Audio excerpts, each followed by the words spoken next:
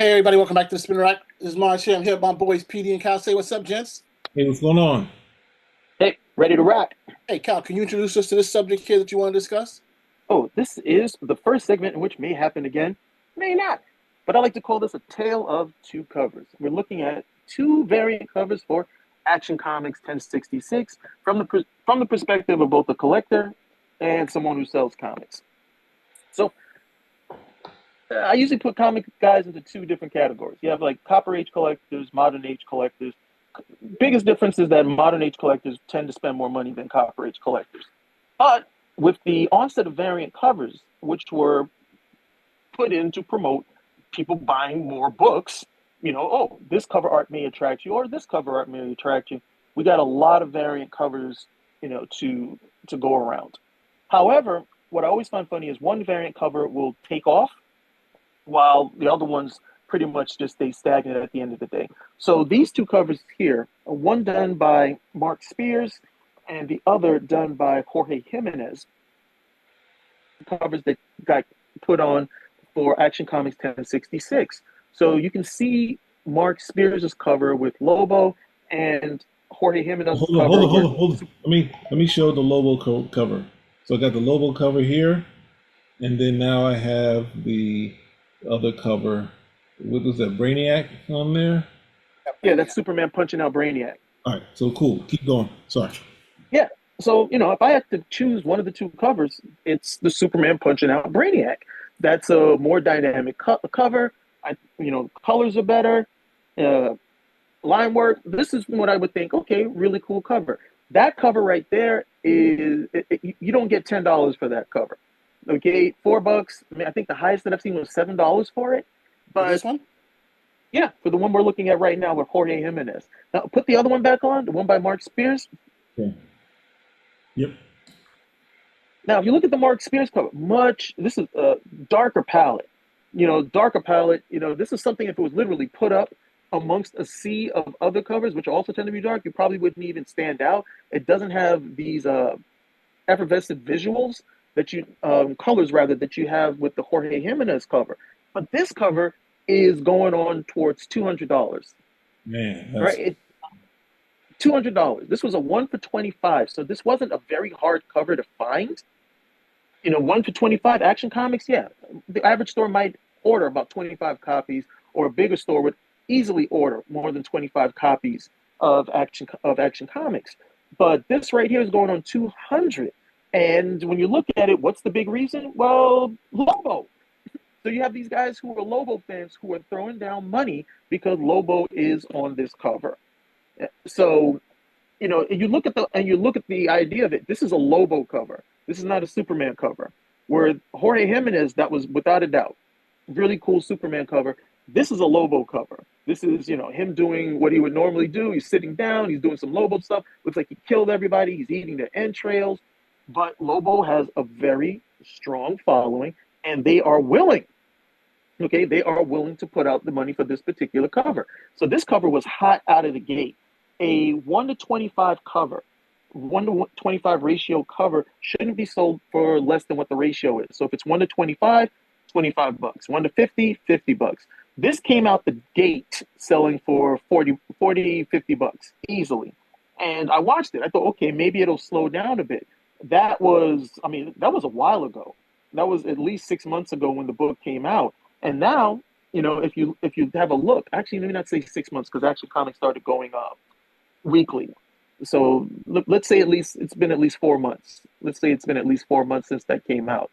You know what? Let me just take that off the table anyway. It's been a couple of months since the book came out, and it's already going towards It's already made a strong march towards $200. Okay, so that means if you were a Superman collector and you wanted this book and you didn't get it initially, you got to put down money. You have to put down money if you want to have that in your collection to keep it complete. If you're a Lobo guy, you're throwing down the money for it, which they are. And once all of the regular copies come off the shelf, what do you get left with? You guessed it, graded copies, which of course more money will be asked for. So, when I look at this, you have two different covers, and it should be what? You would think that the better art should be the one that people go for at the end of the day. And no, that's not it. That's just not it. The character matters. Okay, the artist matters. There's all these nuance intangibles that go into this thing. But I just found this to be very, very surprising because I think clearly Jorge Jimenez's cover is the stronger of the two. But don't tell that to the people who are buying the Lobo cover, because as far as they're concerned, the other one doesn't exist. That's the cover. That's the key book to have. That's the one that everybody wants. And then he followed up with another cover for a Superwoman special. Also, Lobo's on the cover with Superwoman, who's Lois Lane at the time. That one also jumped right out of the gate. That's a $100 book. What about That's this Action Comic 1066? The cover we're looking at is Action Comics 1066. Oh, the one with the Supergirl. No, the one with Superwoman is called Superwoman Special number 1. and both of them don't have Lobo on the inside of the book. Lobo doesn't appear anywhere in the book. Wow. That's okay. Is Lobo being the normal Lobo at least, so he can go if they do decide, you know what, there's some heat on Lobo, let's do some comic books? Is he back to the? Well, Lobo's been back to himself for a while. Okay. I mean, the last time he was in Action Comics for a bit during that House of Brainiac run. Mm-hmm. So he was in Action Comics there, and he's a regular Zarnian, calling people a bastard. He's his regular self as of that.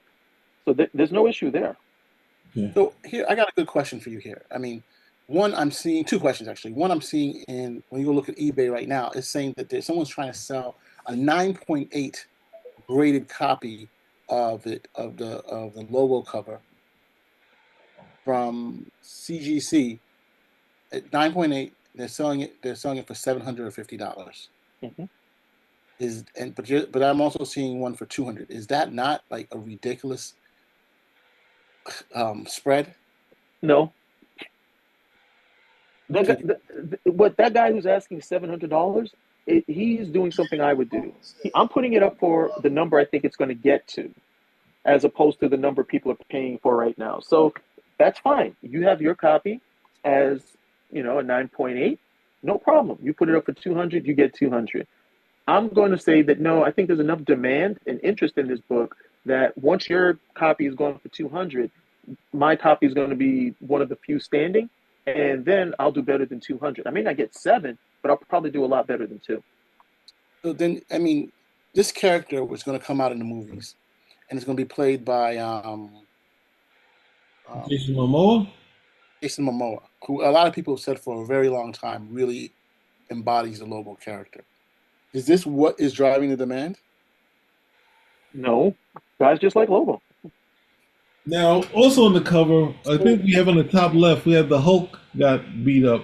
The Gray Hulk got beat up and tossed over. That's the Gray Hulk? I mean, they got cut off shorts. I mean, they're going towards the purple, but purple is usually a color they use to do gray all the time in comics too. So we just had the color. So that's the only. I was trying to look for a sight gag, and then I was like, oh, there's the Hulk. So. Yep, that's the Hulk.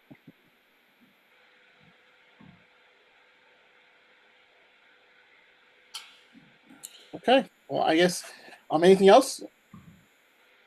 No, just pointed that out. So for all you guys who are out there, you're looking to put your money down on a book, saying, hey, this looks like a cool cover. Think everybody look those covers over carefully, because you never know which is going to be the one that's going to fly out of the gate. Because this one, surely nobody thought was going to be a $200 book. Wow. I mean, it's like, the Batman Absolute covers. I mean, there's so many of them. And Batman Absolute was the number one selling comic of the entire year. So good story, good covers. And they just had like a whole nother run of them out at the Akira cover, that was the one that jumped out of the gate. That's the one to have. Either the Akira color or the Akira sketch, one of those two. But I bought Dan Panosian did a connecting cover with Absolute Batman, Wonder Woman, and Superman. So, 3 different books, but you put them together and you got one large image. So I was fortunate enough to get that for about $80 for the 3 issues. I sold the Batman one for, $100, and I sold the Wonder Woman one for $125. Yeah, so there's just a lot of heat on those books. I I'm don't talking know. about the Akira cover. They didn't. They did. No, no, no. I'm talking about these are different covers. These are Okay. different covers. So there's just a lot of heat on those books right now. Yeah, the Akira covers you could not get. Those sucker flew out the shelves like that. But you had to be at the show to get that. Yeah. So, tough. Okay.